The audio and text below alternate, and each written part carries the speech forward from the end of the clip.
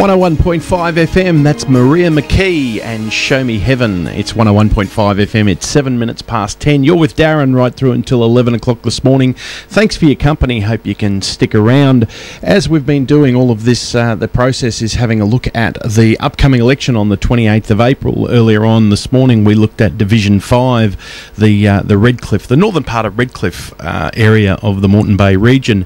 In the second hour of Morning Magazine we are looking at the mayoral candidates, and of course it's a big race for the mayoralty job here of the Moreton Bay region. And today we have the incumbent, the mayor of the Moreton Bay Regional Council, joins us in the studio, Mr. Allan Sutherland. We thank you for his time. Good morning, Allan. Thanks for your time. Morning, Darren. Morning, listeners. It's certainly a hectic schedule ahead for you. 4 years of being in the role, but now campaigning to keep the job that you obviously enjoy doing. How's it going for you at the moment? Oh, it's been a hectic 4 years, so I guess the pace now is the same as the pace for the last 4 years. There's not a lot of difference, a lot of late nights, a lot of activities on the weekend, and it's still we're still going right up until the day. There's been a lot of talk of amalgamation. The council's been too big, nearly 400,000 people, too big a council. As being the man at the top job in charge of all of that, have you felt that the job of running a region this big, is it too big? It's got a lot of pluses and there are some negatives, but look, at the end of the day, Brisbane City Council works quite all right, and it's a lot bigger as far as population goes, and Gold Coast is a lot bigger than Moreton Bay region as far as population and geographical area. So it is a big area and it is a lot of people, but I think it's a change that's different. It certainly is far different. It's taken the local out of local government. It's almost impossible for the mayor to turn up to, softball openings and things like that on a Saturday morning, as you would do as the previous mayor of Caboolture or Redcliffe or Pine Rivers, because there are multiple events on every Saturday. I think my office, we go through about 50 invites a week. Now, obviously, I can't attend 50 things a week on top of the normal council duties and meetings and budgeting and everything else we do. So you've got to cherry pick, and there's a lot of times you can't go to things when you wish you could.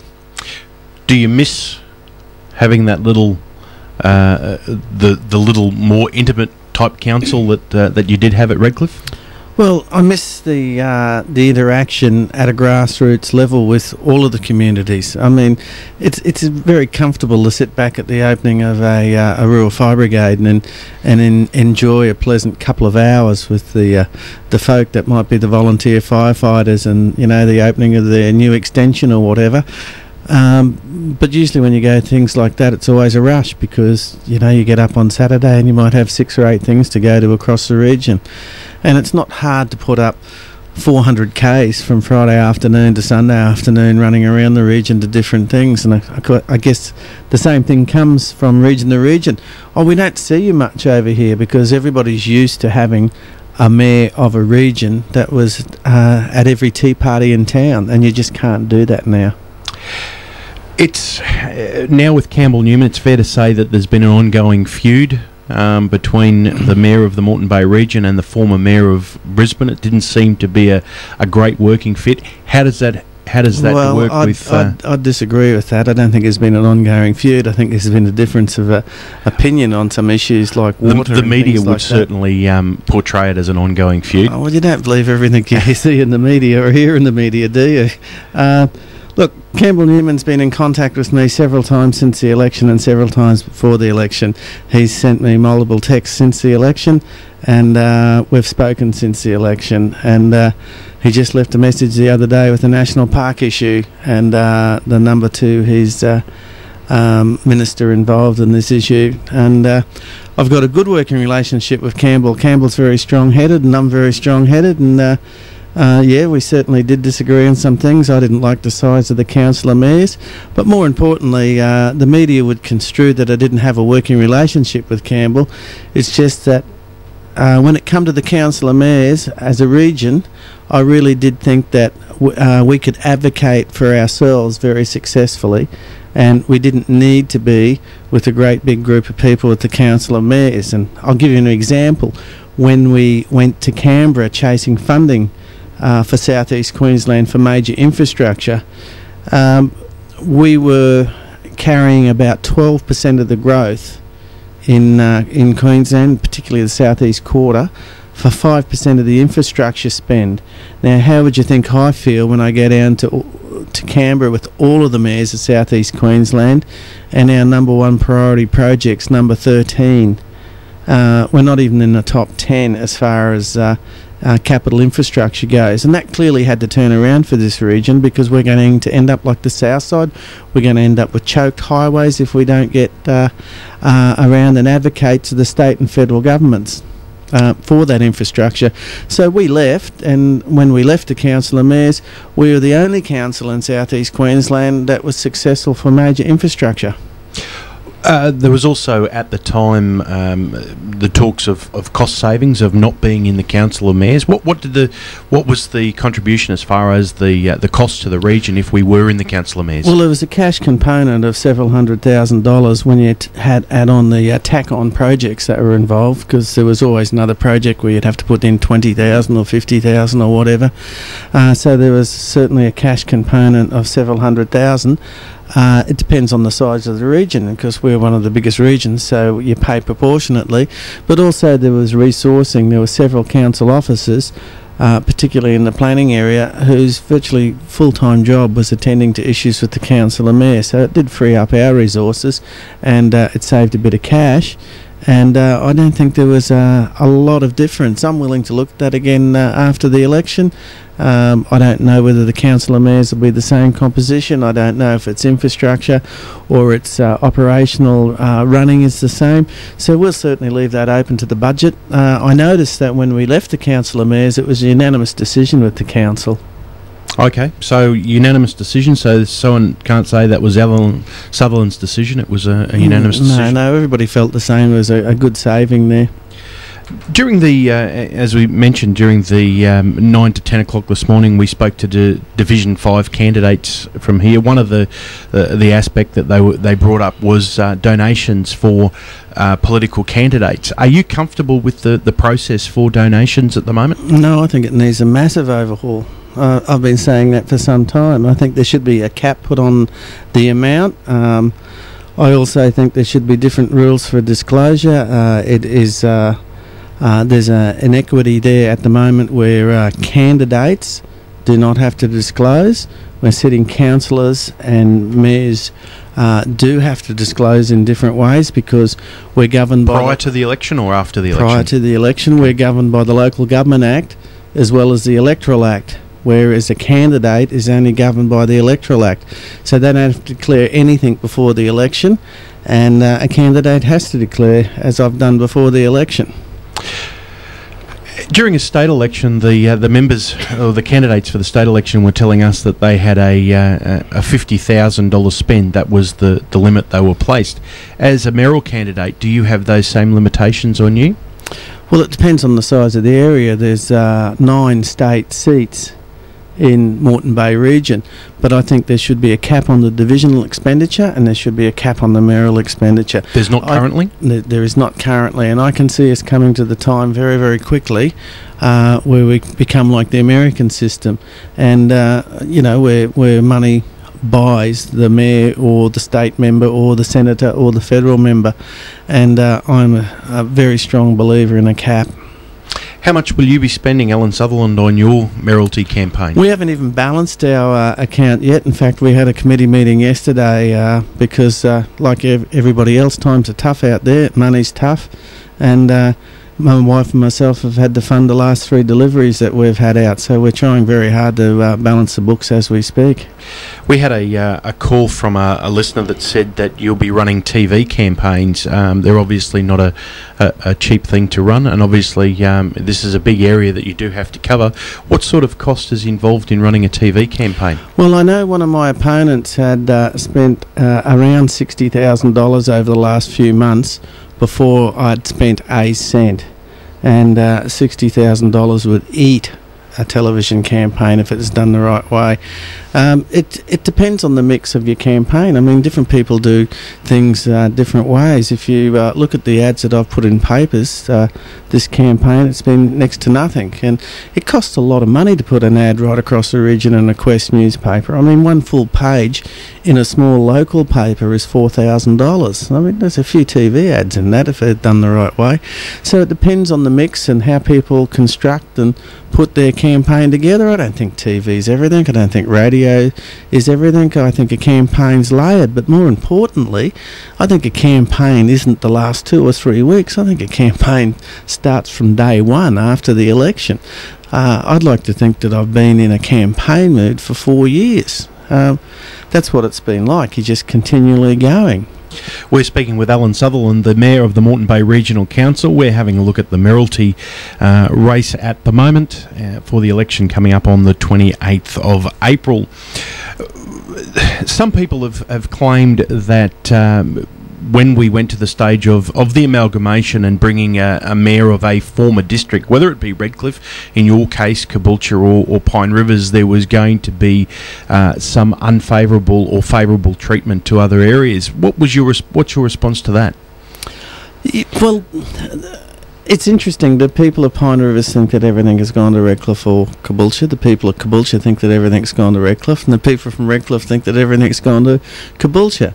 And there's it does remind me very much of Christmas time, when the cousins and the brothers and sisters are all sitting around the Christmas tree. Everybody's unwrapping their present, but they're looking over their shoulders of what the sister next door or the cousin next door is unwrapping also. That's going to happen, and there's different ways of supplying infrastructure. Like, you know, people will say, well, there was $25 million spent on the front street of Redcliffe. Well, I know one bridge in Pine Rivers over the railway line is costing $20 million. I know there's been an enormous amount of capital injected into the Caboolture region with the the entrance to the historical village, the museum at Bribie, the equestrian centre, and look at this fabulous hub next door. I don't think there's been ever as much capital spent on social infrastructure. I'm not talking about roads, I'm not talking about bridges, I'm talking about social infrastructure which the community enjoy, like museums and libraries. I don't think there's ever been as much in the history as Caboolture ever spent before. There was I was at the Meet the Candidates at Deception Bay last week. There was a claim made there that the Redcliffe City Council had failed to do their obligation as far as the sewage, upgrading of the sewage of $150 million. The claim was that Caboolture Shire had done theirs, Pine Rivers had done theirs, but now Redcliffe hadn't done theirs, and with Unity Water now responsible, meant that the other two districts were losers as a result of it. What's your response to that? Well, of course. Have you heard that claim before? Yes, you get rumours on different issues that Chinese whispers right around the region. Look, I can tell you, Redcliffe was the first to bring in a full tertiary treatment of sewage in the region. I was there in the council. I spent 18 years in local government, and it was the first area in southeast Queensland and led the charge in southeast Queensland, and I led the charge through the Healthy Waterways for tertiary treatment of sewage plants right throughout the southeast quarter. I think you'll find Noosa was the second, and then one of the last was Brisbane City Council, and it was because of their size. Now, when we say how much the regions had to spend, I've also been at the opening of the Marumba Downs sewage treatment plant. That was a $165 million facility, and that was opened before the state government stole water from us. So the upgrade was already done. When you say the state government... No, we opened the Marumba Downs sewage treatment facility at a cost of $165 million. You're saying that the state government stole water from you? Do you want it back? Well, I think local government's done a much better job than the setup that we've got now. There's no doubt about that the state government have been responsible for the pricing. I know state candidates or state members used to duck and weave, but you can't have a price path that they've had for the charge to local governments for bulk water and not have savage increases. Now, to a certain degree, Unity Water's been belted up with issues that have been handed to them, and I'll give an example. it's not just the water component of residents' bills that has gone up, it's the sewage component as well.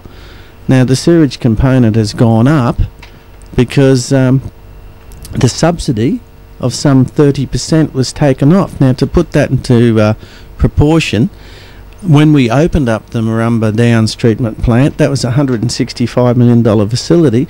The subsidy back to council was $63 million.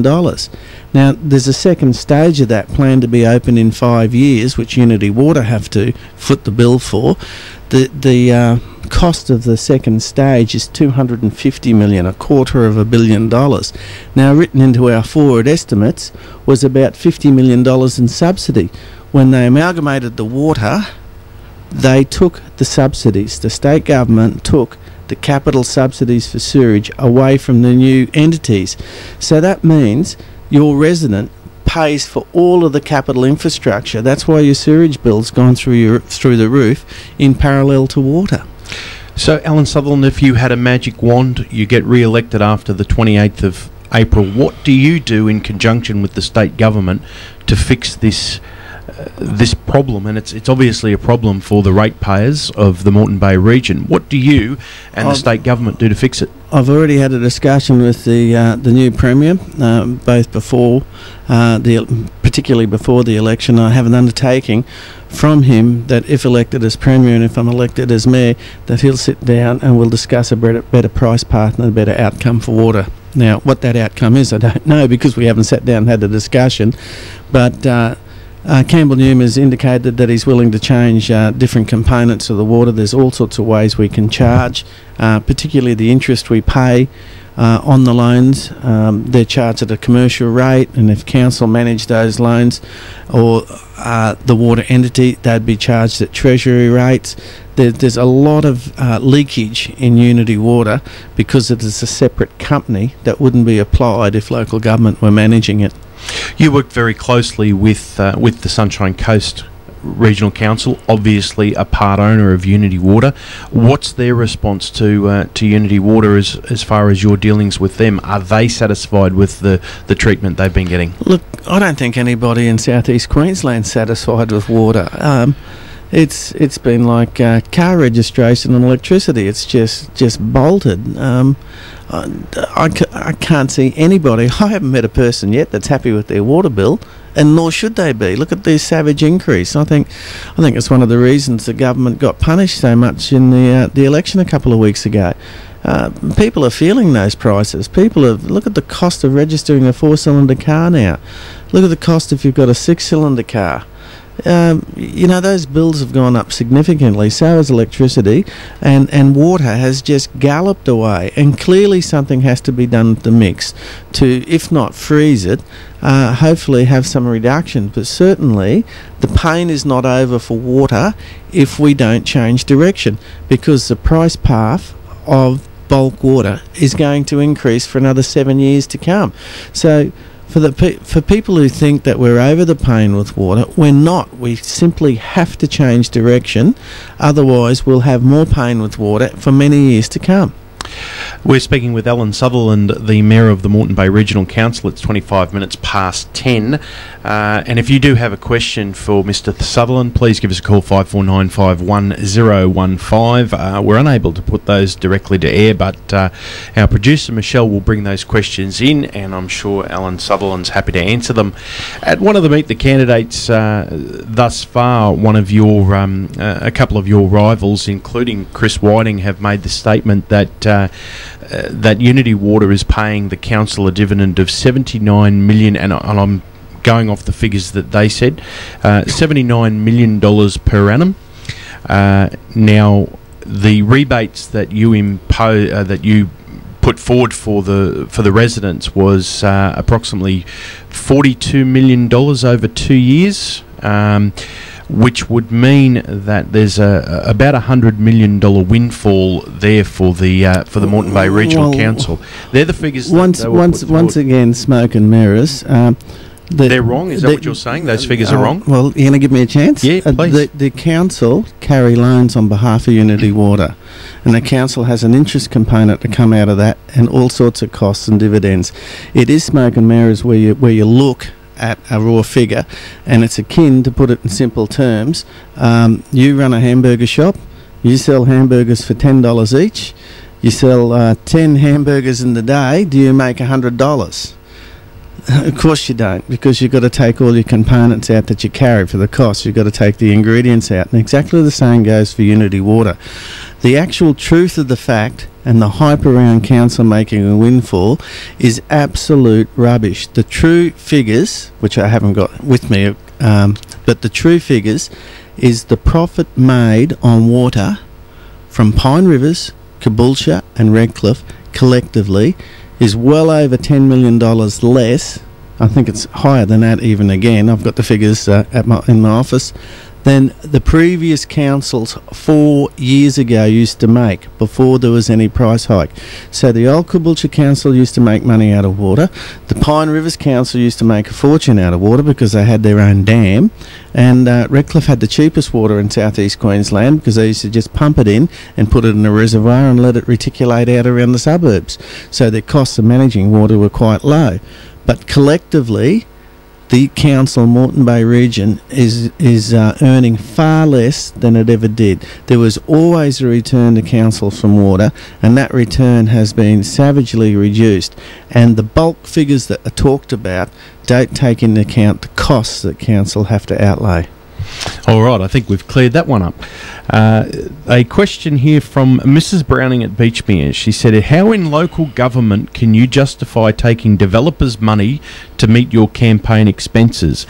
Are developers paying for your TV ads?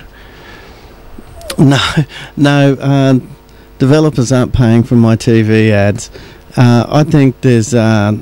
every candidate in the big areas takes money from business, whether it be developers or whatever. I think what has to be looked at is there anything in return for donations? And of course the answer is no. There's clearly an act there. If a councillor, be it me, be it the Brisbane City Council, be it the Labor Party or the Liberal Party, let's not be mistaken, in the Gold Coast or in Brisbane or in Townsville or Ipswich, the parties take contributions on behalf of their candidates, and the parties have a war chest. I don't want to see, and that's why I want to see a cap introduced, I don't want to see a situation here where the political parties can use their revenues to control the outcomes in local government election, and I don't want to see a situation where the local millionaire down the road can fund his own campaign, and the normal people of this world can't. A lot of people contribute to a campaign simply because they want good outcomes for the community and for their associated industries. Northeast Business Park, Allan Sutherland, is a press release the other day that they're going to be kicking off Hastings Deering's going to be moving a big business there. Where are we at with the Northeast Business Park? It's become a very emotive issue right across the board because of the development of the marina that's been put on hold. Where do you sit with the Northeast Business Park? Once again, words. It hasn't been put on hold. It's never been approved. The marina component, the industrial component has been approved with conditions. And council, despite all the hype over the last few years, the council have knocked it back and haven't approved it. The council actually approved the industrial component with conditions. Now, it's taken an enormous amount of time to wade through those conditions. And I've heard the statement being said many times before that the government approved Northeast Business Park. Why didn't the council? Well, that is just incorrect. The government approved Northeast Business Park in principle with conditions. Now, we've had some disasters recently in Townsville where everybody would agree the harbour is a mess. The new incoming Environment Minister was just up there, and I was reading his words on the weekend. He can't believe the condition the harbour's in, and actually they think there could be a threat to the barrier reef, such as the extent of the damage to the harbour. As a council, we have an absolute right to ensure that conditions that are put before us are put in place before we allow a development to take place that may, and I stress may, end up damaging Moreton Bay. So the experts, not the councillors, the experts had given council advice that the marina component shouldn't go ahead until there's certain conditions that are met and certain stipulations where we can be guaranteed that the health of Moreton Bay and Deception Bay would be guaranteed. I have a huge problem with the water quality in this area because we never had Lingbeer outbreaks in Bribie previously 20, 30 years ago. We've now got 5 and 6. We've got them as far up the Bribie Passage as Tripconny Bight. We don't know all the effects and what causes Lingbeer outbreaks.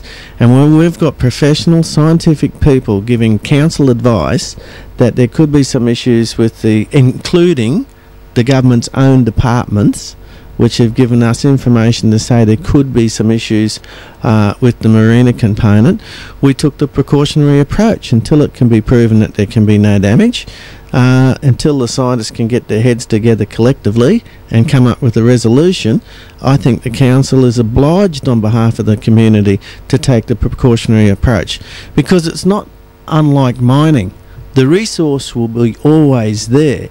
It's not as though it's not going to be there to do in years to come, but getting that resource out of the ground without damaging the environment, that's the trick. Australia is absolutely littered with disasters around this great nation of ours where things have gone ahead with little thought. And as I said, and I stipulate, the commercial component, the industrial component, industrial park, if you like, was passed with conditions, and as I understand, they're just about ready to start now because those conditions have been nutted out. That was overland water flow, all sorts of conditions with the water flow, because it is on a floodplain and parts of it are on a floodplain, and we've seen what happened in Ipswich recently. So we had to get that flood modelling right, and the developers had to get that flood modelling right, and when everybody was happy, they can proceed with that. And that industrial component is probably about 80% of the whole project. And once again, if they get it right with the marina, it may well go ahead too.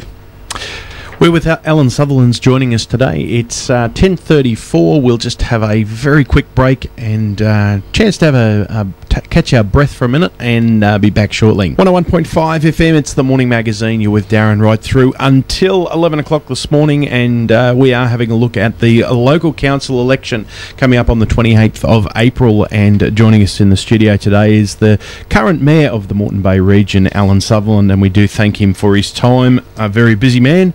But these questions need to be answered, and we do appreciate the people listening in. One of our listeners has rung in, Allan, and said, are you prepared?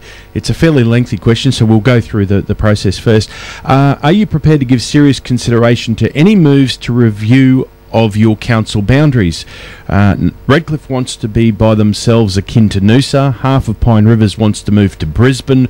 Northern region remains unhappy with boundaries, and many are urging a split from Pine Rivers. In sense, will you cooperate with the proposed LMP review of boundaries?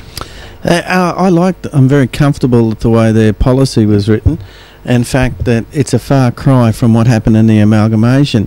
If you go back to the amalgamation, like I was the person that stuck 22,000 petitions in a wheelbarrow and walked it from Redcliffe to Parliament House and tipped it through the door of Parliament House and told Peter that Peter Beattie, that Pete, we don't want your amalgamation.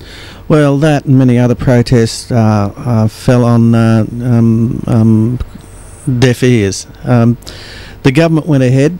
They promised the local government association there'd be no forced amalgamations, and of course at the end of the day that's exactly what we got, forced amalgamations. Now the last thing I want to see is a forced de-amalgamation, because we had no choice whatsoever in the amalgamation. We were given no facts or figures. We were just told it was going to save money, and that's all possible given if you go about it the right way. But the point I'm making is and other people have made extensive studies. I've studied the Ryan Consulting report.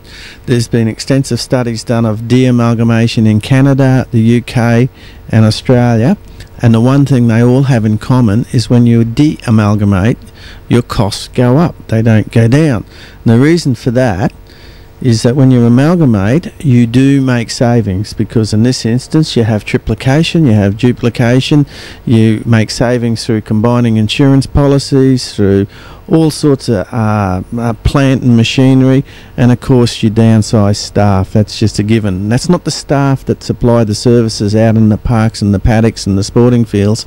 That's because you end up with 3 directors of finance when you only need 2, and all this sort of thing. There's a trimming in middle management, if you like, that saves many hundreds or many tens of millions of dollars, which it did in this instance too. So when you de-amalgamate, you have to upsize your staff, you have to go about purchasing new plant and machinery and form new councils again. So the councils find for some 4 to 6 years they have their hand in their pocket.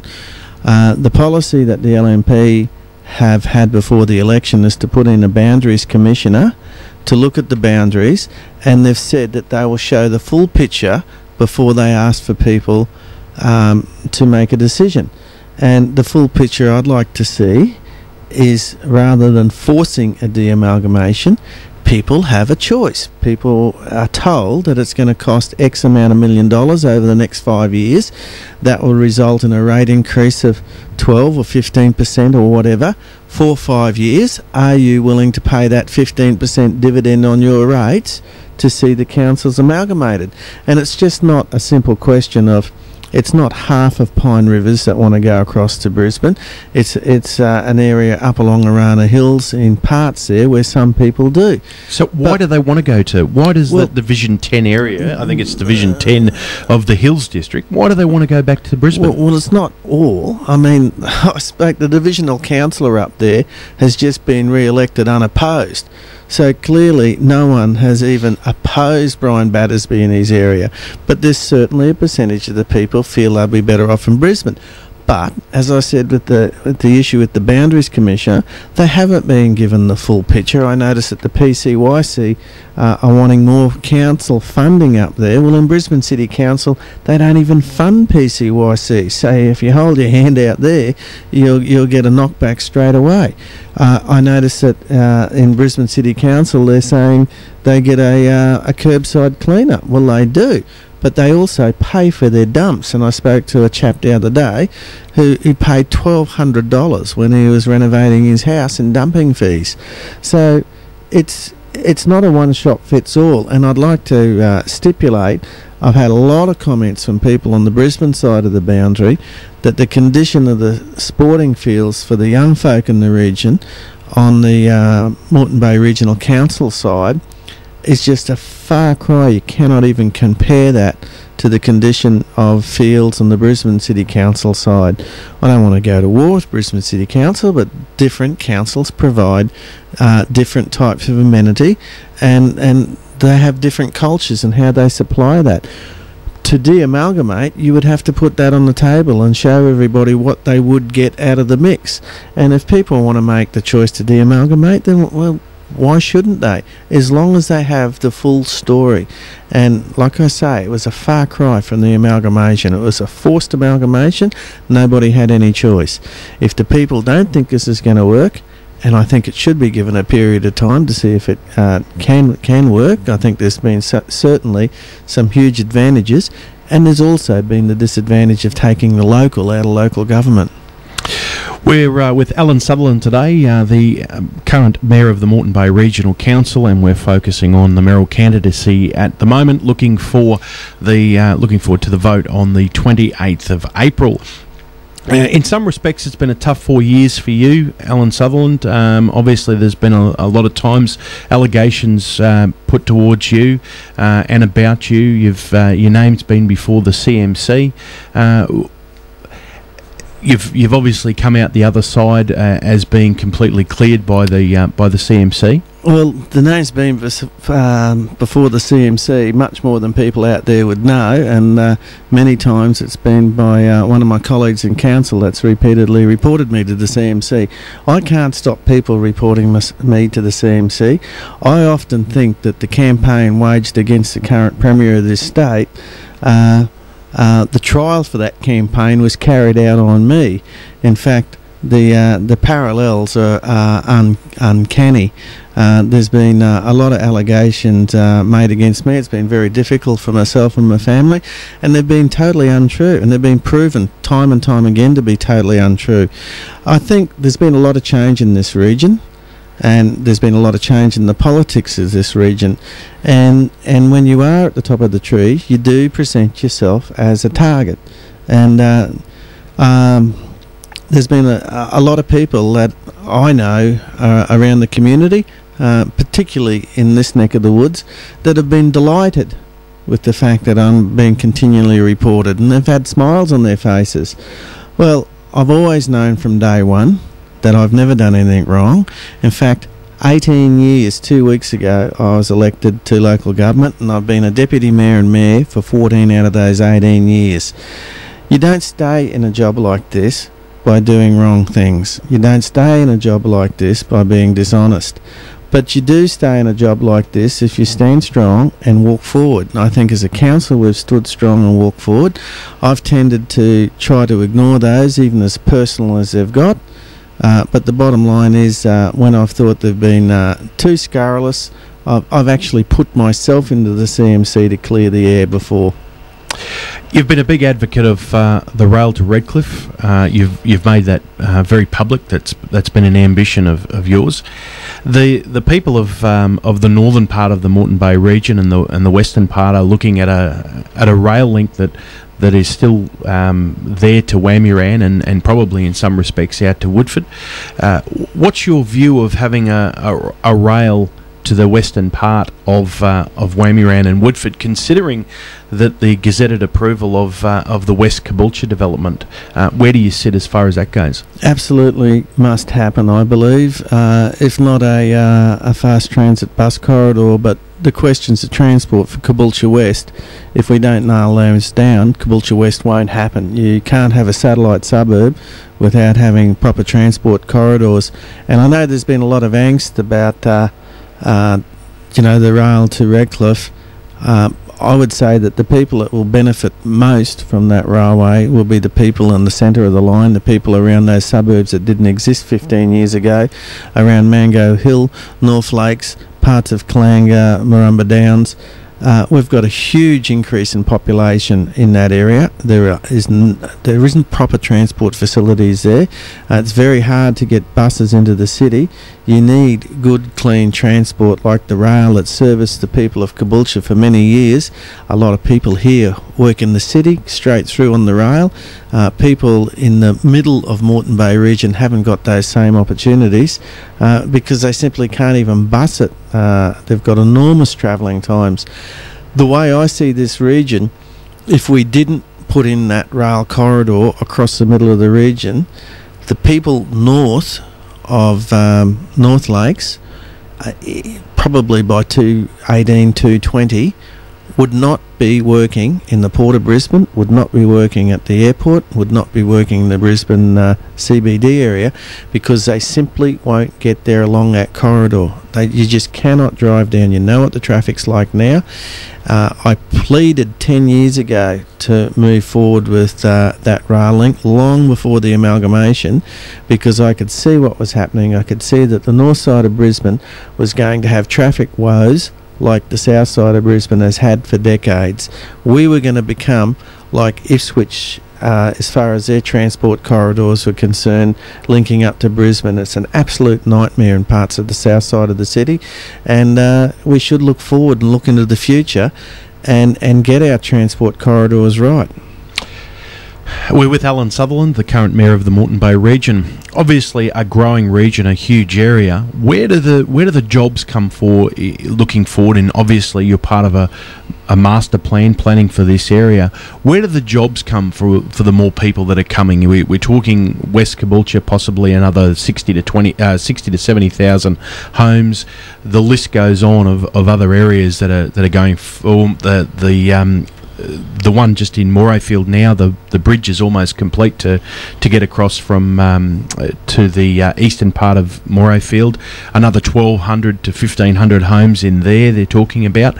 Where are the jobs going to come for, and what have you been doing to create jobs for the Moreton Bay region? Well, I think there's a couple of things that have disappointed me about this region, the whole of the Moreton Bay region, and I don't know whether it's been advocacy in the region previously, but we have definitely dipped out on infrastructure over not just this 4 years. This 4 years we've probably started to increase our advocacy and increase the infrastructure.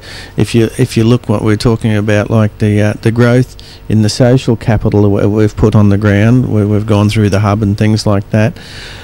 We've also had a lack of capital infrastructure that's needed to drive a strong economy. We just mentioned the transport corridors. That railway is going to cost $1.1 billion. You cannot put $1.1 billion into an area and not have a positive outcome. You also have a new regional plan coming up, which has to be completed by 2014. Now, the ability for the Moreton Bay Regional Council to put in a regional plan which will supply the bedrooms, if you like, which will supply the business generating areas like Northeast Business Park, like further up here near Farm Fantastic, and like Caboolture West. It's a matter of marrying those transport corridors. You've got to get the people from the bedrooms, from where they live, to those areas, hopefully stop as many people as possible travelling down to the city and keep them gainfully employed in here and in this region. And I'm looking very much forward to the new regional plan where we can take an overview of the whole region, where you'll have people that will go to Bribie and will go to places like Redcliffe to get some fish and chips on a weekend, and will work at Northeast Business Park and maybe up towards Farm Fantastic, and those people may well live in Caboolture West, but you've got to have the infrastructure on the ground so these people can utilise the region and move around this region without being stuck in traffic jams. We're joined with the Mayor of the Moreton Bay Regional Council. Just to add to that one, when I say advocacy, you know, places that I must admit, there is a component of jealousy there. Ipswich and the surrounding areas has been favoured by state and federal governments for a long time. Ipswich put their hand up for infrastructure. And why is that? Why have they been favoured? Well, I think over a long period of time, maybe there's been better cooperation over many years with the Mayor of Ipswich. He's been a great advocate for the area, not just over the last 4 years. He's been there for several terms, and he's been a very strong advocate for the region. I also think that he's had a one-on-one talking relationship with different governments, and that's what we've tried to do as a council. We don't mind whether it's a Liberal or LNP government, state or federal. We don't mind if it's a Labor government, state or federal. We simply don't wear our politics, and we talk to everybody regarding the advocacy for infrastructure for this area. We've had a question. It's something that we've already dealt with, but just for the benefit of the listener, we might just have a 30-second summation of it if you wouldn't mind. The question says, I missed the first part of the Mayor's interview. Well, firstly, you'll need a note why you missed it. But anyway, has this question been asked of Mayor Sutherland? If re-elected, will you be joining the Council of Mayors, and why are we not already? Can you just quickly, just a summation why we're not in a Council of Mayors? I know we did deal with it before, just 30 seconds. Well, hopefully the Council of Mayors won't cost as much as it used to. Secondly, that will be something that will definitely be looked at in the budget, as it has been each year. And I would welcome any positive outcome. I haven't got a problem with the Council of Mayors. I only had a problem with what we were getting out of the Council of Mayors. I mean, you want some outcomes when you're in an organisation like that. And I think we were proven right. We went our own way. And drove for advocacy in the region, and we had the biggest single capital component or capital infrastructure project awarded to us by state and federal governments, and we'd done that without being in the Council of Mayors. I would think that if we were in the Council of Mayors at that time, we wouldn't have been successful, because we were number 13 on the list for that very infrastructure project. But new council, new game, new budget. Happy to look at being in the Council of Mayors, but not at any cost. One of our questions from our listeners is, Allan Sutherland, why haven't you been attending Meet the Candidates that have been run by the Ratepayers Action Group? Well, I've attended Meet the Candidates. I'm going to another one tomorrow night, I think, and another one Thursday night.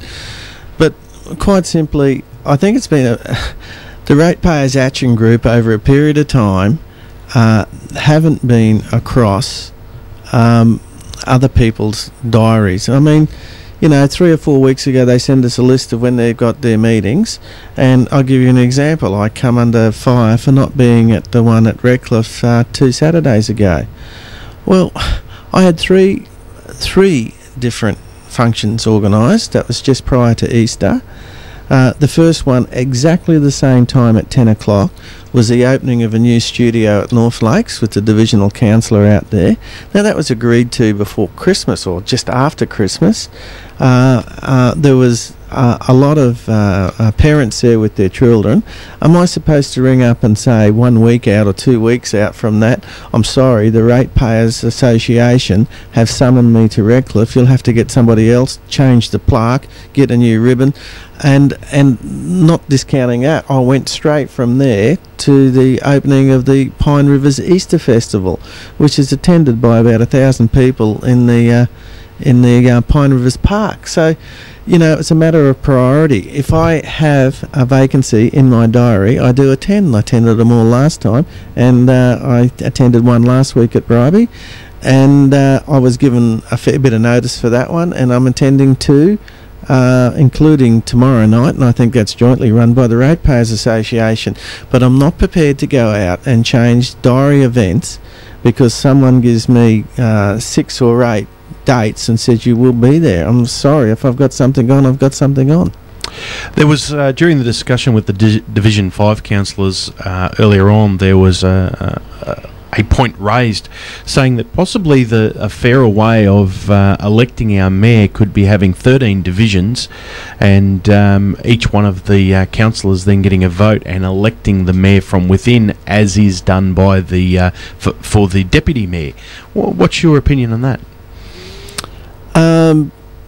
Well, you're going to have a real problem because the mayor, for a starter, then has divisional responsibilities.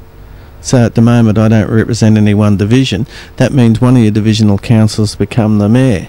And I could tell you that the biggest problem in that would definitely be that once you're elected mayor, it would probably be one term because your division would throw you out, because there's no way you can do the job as a divisional councillor. I know how much Greg struggles with his tasks as deputy mayor, representing me at different things and still looking after his division. As I said before, some 50 invites a week go through my office, and we have enormous amount of time. It is literally a 24/7 job. Many days start early in the morning with a breakfast somewhere at Bribie and may finish at Samford of a night time. If a council is expected to pay due diligence and look after his division at the same time as the duties of a mayor, I'm afraid that he would be neglecting his division, because you just haven't got enough hours in the day to do two of them. It's 4 minutes away from 11 o'clock. We're getting close to the end here. We do thank Allan Sutherland for his time. Winners and losers from this current term of the Moreton Bay region. Who've been the big winners and losers as a result of the first term of the Moreton Bay Regional Council?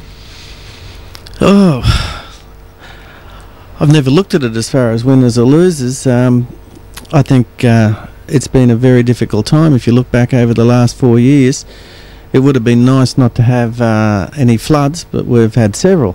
It would have been nice not to have oil spills, but we've had a major oil spill which caused havoc. It would have been nice not to have massive storms. We've had several. We've had some of our suburbs obliterated with very violent storms during the summers. It would have been nice not to have water taken away from us and the turmoil that presented, but that was one of the issues. And I guess it would have been pleasant not to have $62 million worth of subsidies taken from us over the last 4 years from the state government. It's made it very, very hard to balance our books. I guess the organisational structure has been difficult. There's been a lot of difficulties. I think on the upside, I think we've got an exceptionally strong future as a region, and I think the size of this region puts ourselves in the position to attract a lot of development and a lot of jobs into the future, particularly industrial components and job generating areas, where we can see Moreton Bay really move forward over the next 4 to 8 years. And that's why I think it needs a period of time. Any business, you usually go through a 5-year plan, and I think that the region deserves 1 or 2 terms to see if it can work. In 60 seconds, Allan Sutherland, why should people vote for you on the 28th of April?